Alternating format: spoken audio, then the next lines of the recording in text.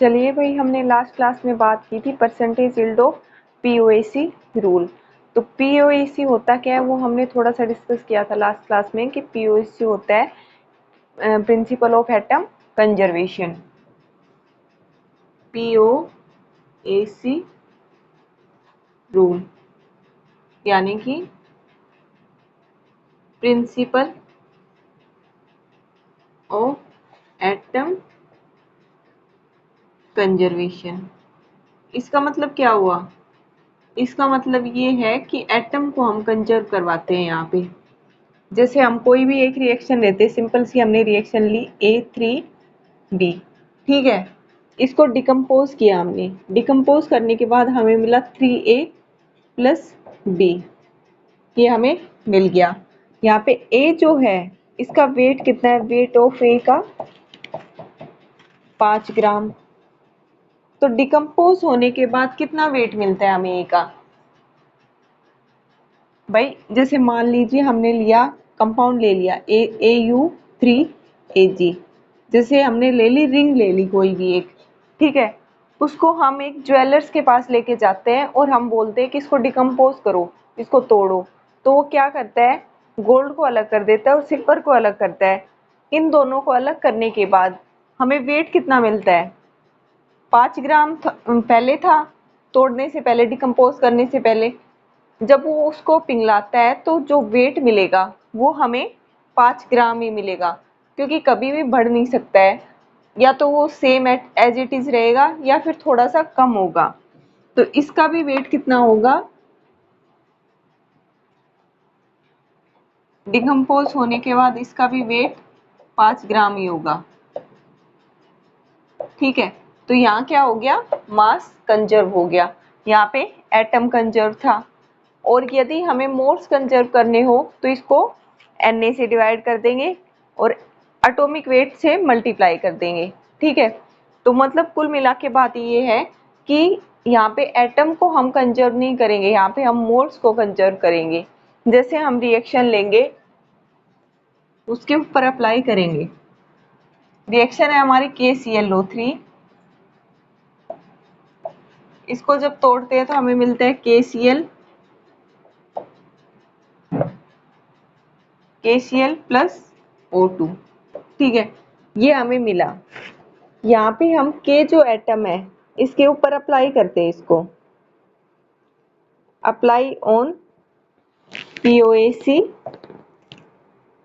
K के ऊपर apply करते हैं, ठीक है। एक बात हमें ध्यान रखनी है कि POAC जो है वो हमेशा अनबैलेंस रिएक्शन के ऊपर अप्लाई होगी, कभी भी बैलेंस रिएक्शन के ऊपर अप्लाई नहीं होगी, क्योंकि अगर रिएक्शन बैलेंस है तो वहां पे POAC नहीं लगेगी। तो क्या करेंगे हम? K एटम के ऊपर इसको कंजर्व करेंगे। तो कैसे कंजर्व करेंगे? Moles of K in KClO3, और यहाँ क्या है KCl में?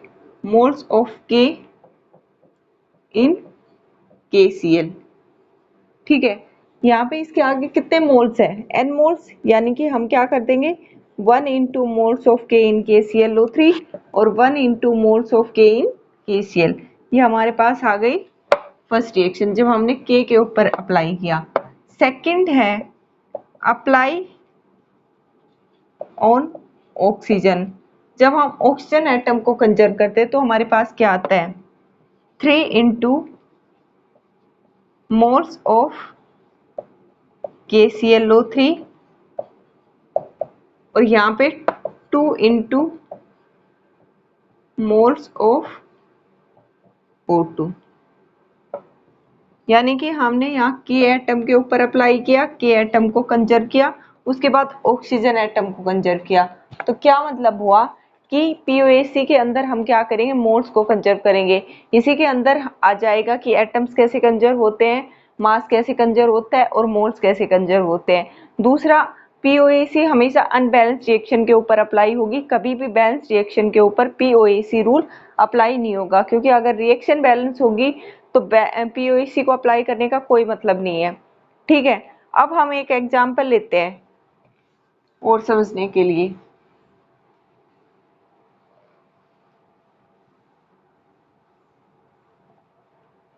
जैसे रिएक्शन है CXHY, ठीक है, CXHY प्लस O2 क्या बनाती है, CO2 प्लस H2O। हमें POAC अप्लाई करना है कार्बन पे, हाइड्रोजन पे और ऑक्सीजन पे, इन तीनों पे अप्लाई करना है, ठीक है। तो हम कार्बन के ऊपर अप्लाई करेंगे तो क्या आएगा, X into moles of CXHY और X into 1 into moles of CO2, ठीक है। जब हमने कार्बन के ऊपर अप्लाई किया, सेकंड हाइड्रोजन के ऊपर अप्लाई करते हो तो हमारे पास आता है Y into moles of CXHY और यहाँ पे 1 इंटू मोल्स ऑफ H2O।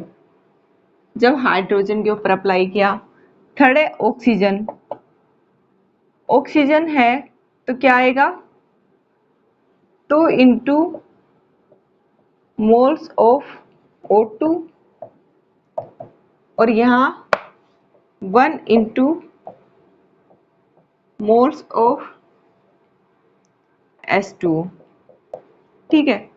तो देखा आपने, हमने कार्बन के ऊपर, हाइड्रोजन के ऊपर और ऑक्सीजन के ऊपर POC कैसे अप्लाई किया, यानी कि इसके आगे कितने मोल्स है, x moles, x into moles of CXHY और यहाँ पे 1 मोल है तो 1 इंटू मोल्स ऑफ CO2।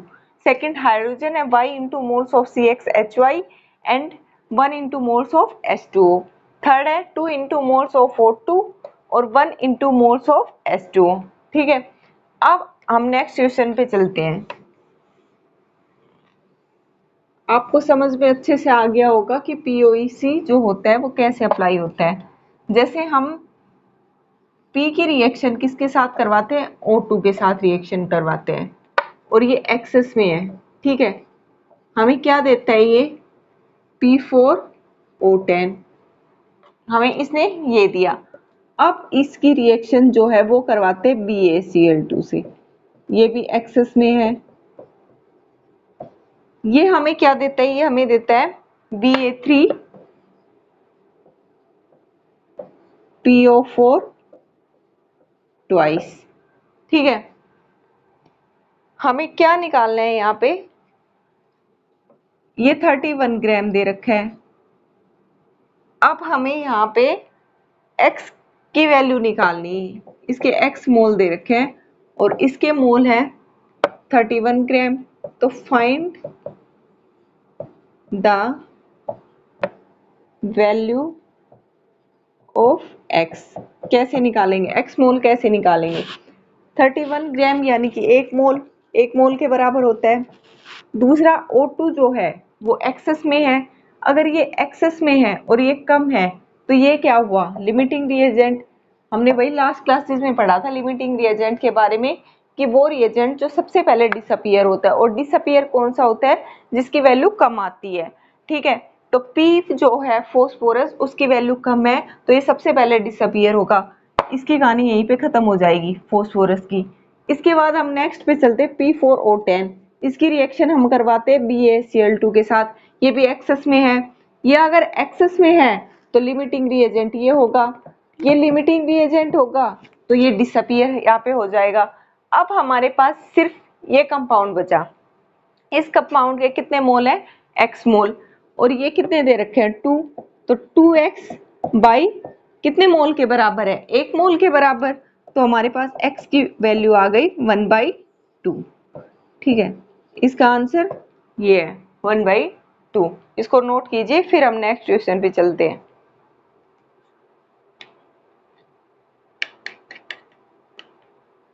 जो हमारी नेक्स्ट क्लास होगी इसके बाद वो यूडियोमेट्री यानी कि गैस एनालिसिस के ऊपर होगी। अब हमारे मोल कॉन्सेप्ट के कुछ ही 2-4 टॉपिक्स बचे, उसके बाद हमारा मोल कॉन्सेप्ट कंप्लीट हो जाएगा। चलिए भाई नोट कीजिए नेक्स्ट क्वेश्चन।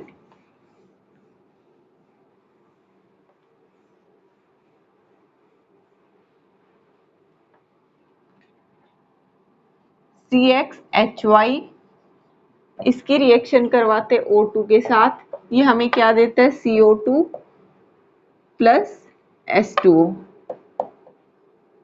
ठीक है, ये रिएक्शन है। सबसे पहले इसको बैलेंस करेंगे, यहाँ पे हम M मान लेंगे, यहाँ पे X और ये Y/2। ठीक है, इसको हमने ये मान लिया। अब क्या होगा, M equal to 2x plus Y/2, ये आ गया। अब क्या होगा, M जो है वो क्या निकल के आया हमारे पास, x प्लस y बाई 4,